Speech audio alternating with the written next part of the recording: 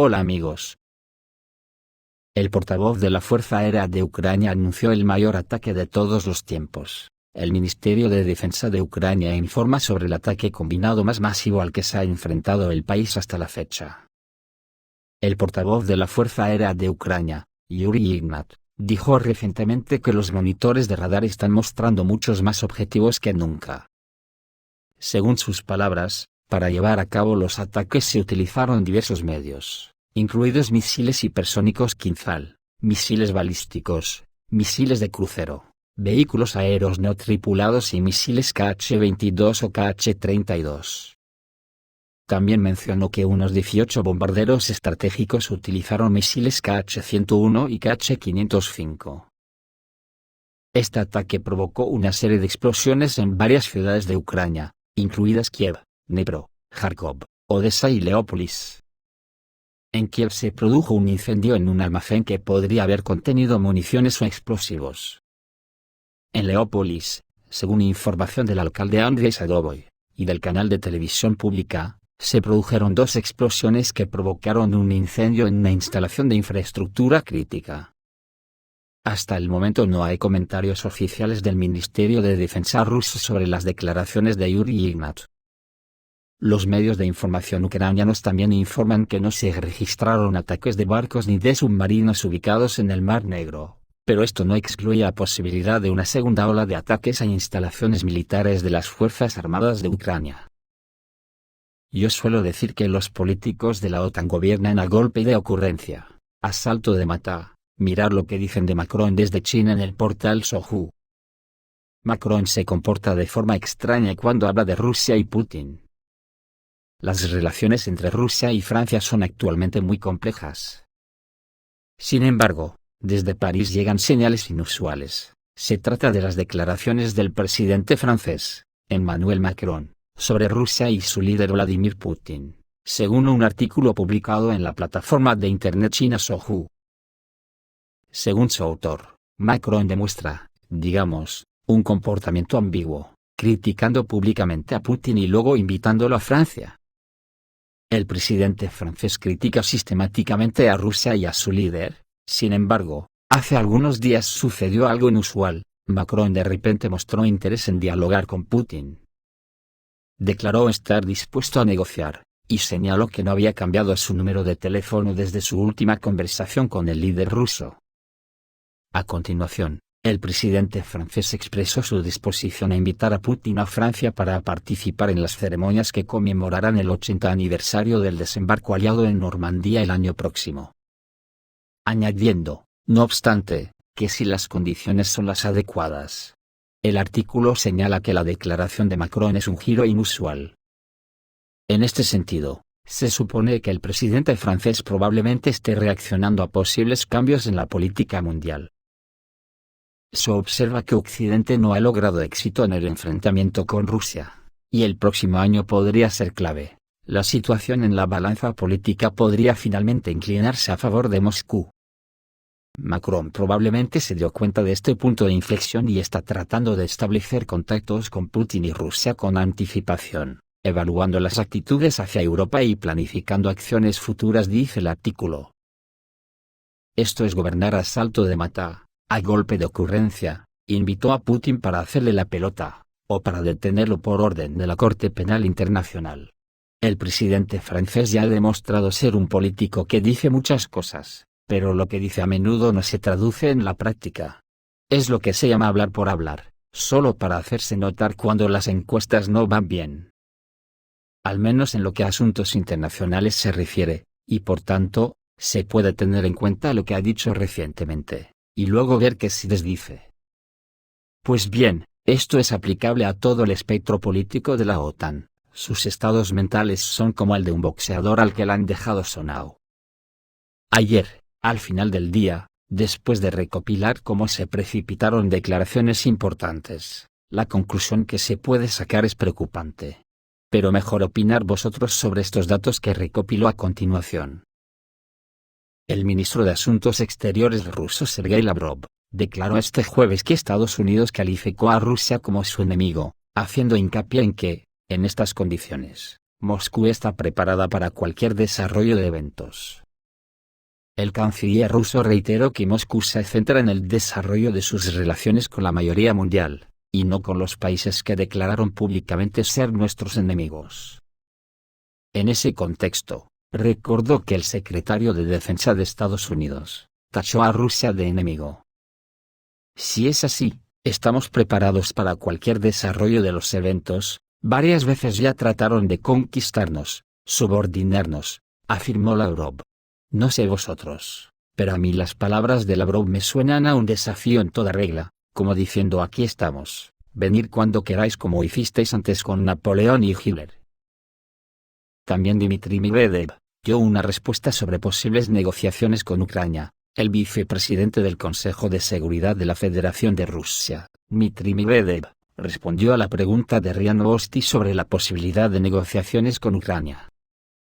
Pregunta: el Occidente colectivo, después de haber gastado casi todas sus armas, comenzó a presionar al régimen de Kiev para que negociara en 2024. ¿Es posible la negociación? Respuesta de Dmitry Medvedev: ¿qué pasa con las negociaciones en 2024? Si todo es bastante obvio. 1. La operación especial continuará. Su objetivo seguirá siendo el desarme de las tropas ucranianas, y el rechazo del actual Estado ucraniano de la ideología del neonazismo. 2. La destitución del régimen gobernante de Bandera, claramente no está declarada, pero es el objetivo más importante e inevitable que debe lograrse y se logrará. 3. Odessa, Dnepropetrovsk, Kharkov, Nikolaev y Kiev son ciudades rusas, como muchas otras ocupadas temporalmente. Todas ellas todavía están marcadas en amarillo y azul, en mapas de papel y tabletas electrónicas. Entonces, sí, por supuesto, las negociaciones son posibles. Rusia nunca las ha rechazado, a diferencia de las locas autoridades ucranianas. Estas negociaciones no están limitadas por el tiempo. Pueden continuar hasta la completa derrota y capitulación de las tropas de Bandera y de la OTAN. Creo que estas declaraciones se comentan por sí solas. En Estados Unidos, el país de los Rambos, el senador republicano Lindsey Graham ha dicho lo siguiente: atacad a Irán, bórralo del mapa. Graham tiene una larga trayectoria de promoción del uso de la fuerza en el extranjero. A menudo junto con el ex senador de Arizona John McCain, quien cantó infamemente Bomb Irán durante su campaña presidencial de 2007. Graham cogió la antorcha después de la muerte de McCain en 2018. Lindsey Graham es un coronel retirado de la Fuerza Aérea de Estados Unidos, pero resulta que de Rambo no tenía mucho, porque pasó toda su carrera militar en el cuerpo del abogado general del juez, primero como abogado, y luego como juez. El Ministerio de Defensa de China ha pedido a la región de Asia y el Pacífico que esté en alerta máxima, mientras Estados Unidos intensifica sus despliegues militares en la región. La policía detuvo a unos adolescentes de Odessa que filmaban un video con una bandera con la hoz y el martillo. Se les acusa de distribuir símbolos comunistas, lo que puede resultar en restricción o prisión de hasta 5 años. ¿Y qué pasó con el pueblo de Kiev, que desplegó la bandera de la Alemania nazi? Exacto. No pasó nada. El comandante en jefe del ejército holandés llamó al país a prepararse para la guerra contra Rusia. El ejército holandés y la sociedad en su conjunto deben prepararse para una posible guerra contra Rusia. Instó el teniente general Martin Wignen, comandante del Ejército Real de los Países Bajos. Nuestra sociedad debe prepararse para esto, dijo al periódico The Telegraph.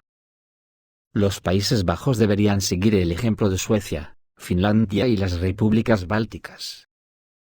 Los países fronterizos o cercanos a Rusia están mejor preparados para el estallido de un posible conflicto armado, afirma un líder militar holandés. Y dijo que los Países Bajos deben comprender que toda la sociedad debe estar preparada para que algo salga mal.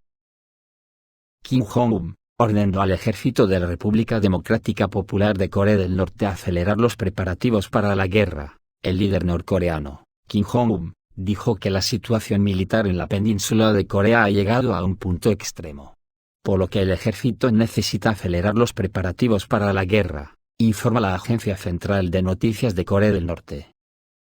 Según informó la agencia, el líder norcoreano Kim Jong-un dio una serie de instrucciones sobre los planes para 2024. En particular, fijó tareas de combate para el ejército popular, la industria militar, el sector de armas nucleares, y la defensa civil para acelerar los preparativos para la guerra. Kim Jong-un señaló que es necesario fortalecer el trabajo del complejo militar industrial, y de las empresas que desarrollan armas nucleares para resistir medidas de confrontación sin precedentes por parte de Estados Unidos. Un análisis en profundidad de la difícil situación política y militar en la península de Corea mostró que ha llegado a un punto extremo debido a acciones sin precedentes de Estados Unidos y sus fuerzas vasallas contra la República Democrática Popular de Corea del Norte, dice el informe. Kim Jong-un también afirmó que el Partido de los Trabajadores de Corea ampliará y desarrollará relaciones estratégicas de cooperación con países independientes antiimperialistas. Recordemos que en la primavera de este año, el presidente estadounidense Joe Biden advirtió sobre las consecuencias en caso de un ataque nuclear de la República Democrática Popular de Corea del Norte contra Estados Unidos o sus aliados. En agosto, Kim Jong-un anunció la preparación del ejército de la República Democrática Popular de Corea del Norte de manera ofensiva, y a principios de septiembre, Corea del Norte lanzó un nuevo submarino con armas nucleares. Al mismo tiempo, a finales de noviembre, Corea del Sur suspendió parcialmente el acuerdo para reducir las tensiones militares con Corea del Norte del 19 de septiembre de 2018. La razón de esto fue el exitoso lanzamiento por parte de Pyongyang del satélite de reconocimiento Manriel-1. Nicolás Maduro ha ordenado una acción conjunta general defensiva ante la amenaza del buque militar británico. Previamente, Venezuela rechazó y calificó de acto de provocación hostil la llegada del buque HMS Trent, de la Armada Británica, a las costas de Guyana. He ordenado la activación de una acción conjunta de toda la Fuerza Armada Nacional Militar Bolivariana sobre el Caribe Oriental de Venezuela, sobre la fachada atlántica. Una acción conjunta de carácter defensivo como respuesta a la provocación y la amenaza de Reino Unido contra la paz y la soberanía de nuestro país, dijo el mandatario venezolano. Maduro reiteró que están respondiendo en una medida proporcional a la amenaza que están haciendo. El presidente venezolano destacó que la maniobra fue denominada Acción Conjunta Militar General Domingo Sifontes, héroe de la Guyana Esequiba. Maduro reiteró que Caracas ha respetado los acuerdos de Argyle, pero Venezuela no se puede quedar de brazos cruzados frente a una amenaza, venga de donde venga. Según sus palabras, los acontecimientos representan una ruptura de los acuerdos de Argyle. Es la ruptura del espíritu de diálogo, diplomacia y paz de los acuerdos de Argyle. Y es la amenaza del Reino Unido, contra un pueblo noble, pacífico, pero guerrero, destacó Maduro. Venezuela rechaza y tacha de provocación la llegada de un buque de la Armada Británica a las costas de Guyana. Desde Caracas sostuvieron que la llegada del buque representa también una violación a la reciente declaración de Argyle, asumida como una hoja de ruta para abordar la controversia territorial por la Guayana Esequiba entre Venezuela y Guyana. El documento hizo hincapié en que Caracas se reserva todas las acciones en el marco de su Constitución y del derecho internacional para defender la integridad marítima y territorial de la patria. El domingo pasado, Londres anunció la intención de desplegar el patrullero HMS Trent en la zona a finales de este mes, sin mencionar a Venezuela ni a su disputa territorial con Guyana sobre la región del Esequibo. El HMS Trent visitará Guyana, aliado regional y socio de la Mancomunidad de Naciones. La organización de países que, en su mayoría, tienen lazos históricos con el Reino Unido, a finales de este mes como parte de una serie de misiones en la región, declararon desde el Ministerio de Defensa británico. Y para terminar, un gesto importante nos llega de Pakistán. El primer ministro interino de Pakistán, Anwarullah Kakar, anunció este jueves la prohibición total de las celebraciones de Año Nuevo en solidaridad con el pueblo palestino. Teniendo en cuenta la situación gravemente preocupante en Palestina y para demostrar solidaridad con nuestros hermanos y hermanas palestinos, el gobierno prohibirá estrictamente la celebración de cualquier tipo de acto con motivo del Año Nuevo, indicó Kakar en un discurso a la nación. Esto es todo, amigos, reciban un saludo.